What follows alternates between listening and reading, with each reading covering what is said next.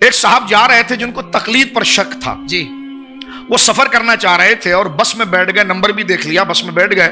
اب جب بس تھوڑی سی چلی تو آگے چل کر وہ ڈرائیور سے پوچھنے لگے، مثال کے طور پر انہیں کراچی میں کہیں جانا ہے، لانڈی جانا ہے فرض کیجئے، تو انہوں نے جناب فوراً اٹھ کر ڈرائیور سے کہا یہ بس لانڈی جائے گی؟ انہوں نے کہا مولانا آپ نے ٹکٹ لے لی ہے؟ کہا بیٹھیے جائے گی. اب تھوڑی سی اور بس آگے چلی تو پھر اٹھ کر کہنے لگے میاں یہ لانڈی ہی جائے گی نا؟ تو انہوں نے کہا جی بالکل جائے گی، ابھی میں کہہ چکا ہوں بالکل جائے گی. پھر بیٹھ گئے. تھوڑی سی اور چلی تو پھر یہ اٹھے اور کہنے لگے کہ بھائی یہ لانڈی ہی جائے گی، یعنی جو بھی ان کا ڈیسٹینیشن ہے. اس نے کہا جائے گی. اس نے بریک مار کے گاڑی روکا، انہوں نے کہا جی کرایہ واپس کرو اس کو اتارو. ابھی 5 منٹ چلتی نہیں ہے، یہ آتا ہے اور پوچھتا ہے، کہنے لگا نہیں دراصل ہم بار بار تحقیق کرتے ہیں، بار بار تحقیق کرتے ہیں کیونکہ بھروسہ کامل اللہ رسول پر کیا جا سکتا ہے، بندے کے لیے بار بار تحقیق کرنی پڑتی ہے. تو پیچھے سے ایک بچے نے کہا کہ دنیا کے ڈرائیور پر اگر اعتماد نہ کرے تو لانڈی نہیں پہنچ سکتا، تو دین کے امام پر اگر بھروسہ نہ کرے تو مدینے نہیں پہنچ سکتا. اس امت میں کوئی پیغمبر ہوتا تو فقانوی سے ہوتا. ایک گل صحیح نکلی جے، ایک آیا جے اس امتی دجال غلام احمد قادیانی اور فقانوی کے مطابق یہ عمل کرتا ہے. ہائے ہائے، حنفی بریلوی، حنفی دیوبندی، حنفی قادیانی. ہم کہتے تھے ابو حنیفہ کی کوئی کتاب دکھاؤ رحمہ اللہ تعالی، یہ کہتے تھے ہے نا الفقہ الاکبر. کتاب کیا پوڑیا اتنی سی پوڑیا، اس کے پہلے صفحے میں لکھا ہوا ہے کہ رسول اللہ کے والدین حالت کفر میں دنیا سے گئے، نعوذ باللہ. Wake up to reality. ہمارے بزرگوں نے کشف کے ذریعے دیکھا ہے کہ جب قرب قیامت میں عیسیٰ ابن مریم اتریں گے تو فقہ حنفی کے مطابق عمل کریں گے. پھر اس کو کہ یار لوگ تو پھر ہمیں کرٹیسائز کریں گے کہ تم نے ایک پیغمبر کو ایک امتی کے انڈر دے دیا ہے. پھر ان کا نہیں، وہ اجتہاد کریں گے، ان کا اجتہاد امام حنیفہ سے میچ کر جائے گا. اور امام حنیفہ کا اجتہاد تو آج ہی فارغ ہویا پہ ہے، ایک حوالہ نکالا ہے میں نے ان کا نس کے جے. ہم کہتے تھے ابو حنیفہ کی کوئی کتاب دکھاؤ رحمہ اللہ تعالی، یہ کہتے تھے ہے نا الفقہ الاکبر. کتاب کیا پوڑیا اتنی سی 20-25 صفحوں کی کتاب ہے.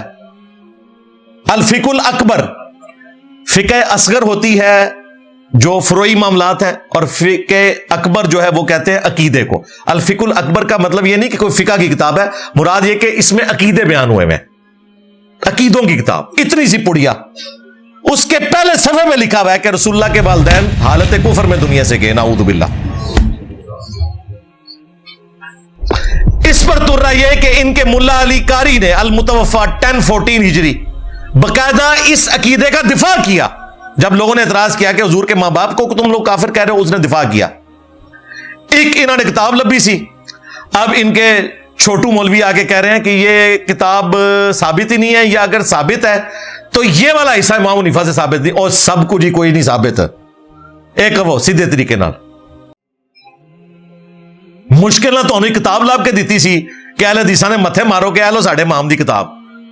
اہل حدیث کہتے تھے نا باقی 3 اماموں کی تو حدیث کی کتابیں ہیں، مسند احمد بن حنبل کی، الموطا امام مالک کی، مسند شافعی امام شافعی کی، صحیح بخاری امام بخاری کی، مسلم امام مسلم کی. تو تہاڈے امام دی کتاب کتوں ہے؟ میں اتنی مشکل لب کے دیتی ہے، اے اتوں ہی نس گئے نے. وہ کہہ رہے ہیں ہمارے اعلیٰ حضرت نے کہا ہے کہ بس اس میں مکسنگ ہو گئی ہے. اعلیٰ حضرت کو نہیں ہم مانیں گے، اعلیٰ حضرت کے ابے نے، روحانی ابے ملا علی قاری نے دفاع کیا ہوا ہے الفقہ الاکبر کا. اعلیٰ حضرت تو شاہی کوئی نہیں ملا علی قاری کے مقابلے پہ. لو سامو دیکھو ان کو ان کی گمشدہ چیزیں بھی میں دریافت کر کے دے رہا ہوں.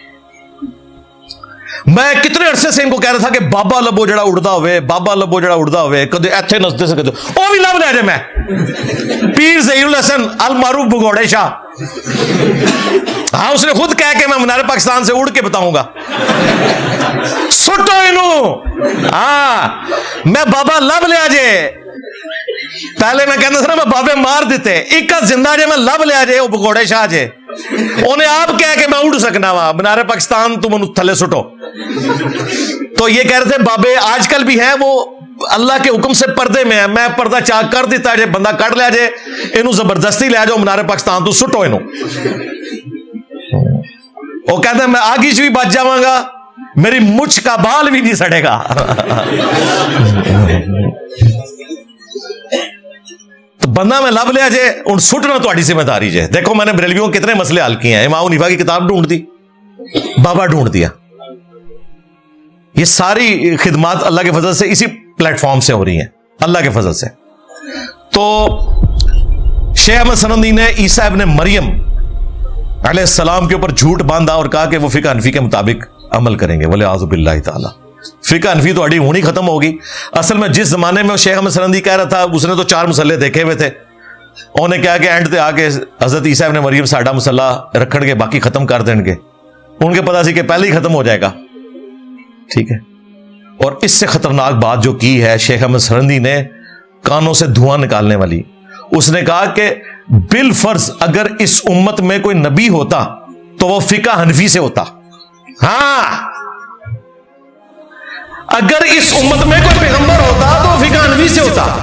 ویسے مجدد صاحب زندہ ہوتے نا تو میں ازراہ تفنن کہتا کہ حضرت صاحب تہاڈی ایک گل صحیح نکلی جے. ایک آیا جے اس امتی دجال غلام احمد قادیانی اور فقہ حنفی کے مطابق یہ عمل کرتا ہے. ہائے ہائے, حنفی بریلوی, حنفی دیوبندی, حنفی قادیانی.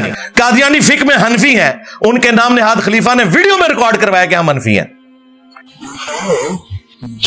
امام ابو حنیفہ فتاوا ومن لازم الشك بالعلماء unless we find reasons to disagree with him, we would generally follow the fiqh Hanafiya. Investigate this legality. The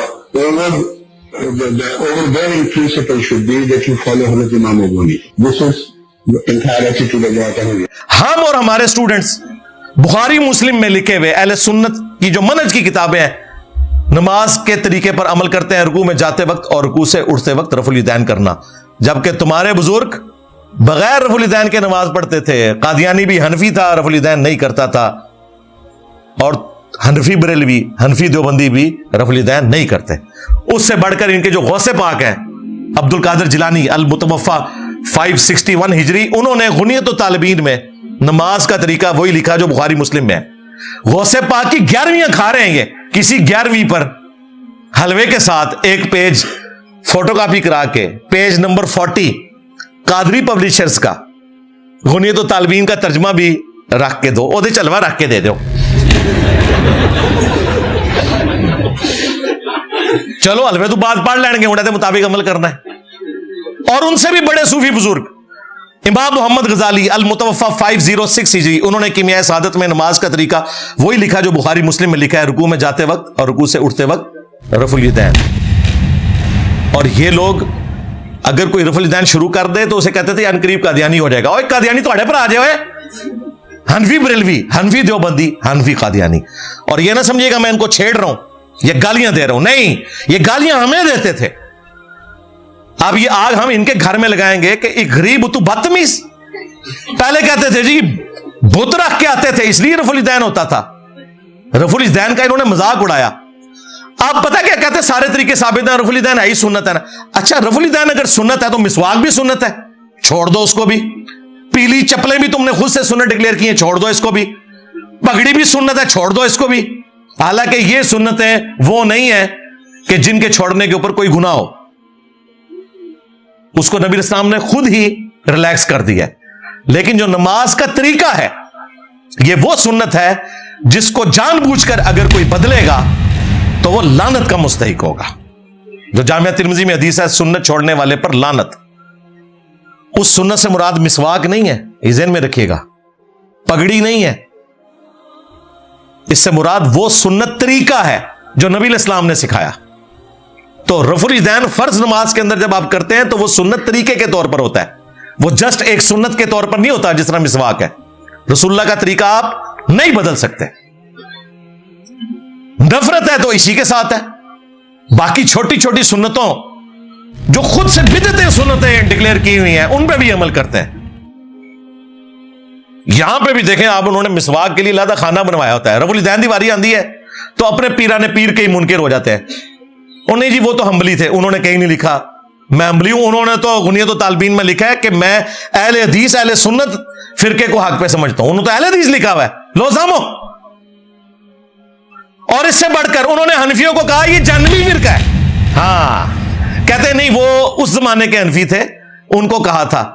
फिर उन्हें पता है इन्होंने कैसे रैंड तो लिखते हैं, हो सकता है ये किताब में तब्दीली होगी हो, ऐ भी लिखा जे थले आशिए भी ना कि हो सकता है गौसे पाक की किताब तब्दील हो गई है। बस किताब भी तब्दील होगी, गौसे पाक तो अभी भी मैं मार देता। ठीक है, सब कुछ ही खत्म हो गया। तो ये दीन तसव्वुफ था जिसको ये लेकर चल रहे थे। वो आपको हनफी बरेलवियत, हनफी देवबंदियत और हनफी कादियानियत की शक्ल में नजर आ रहा है।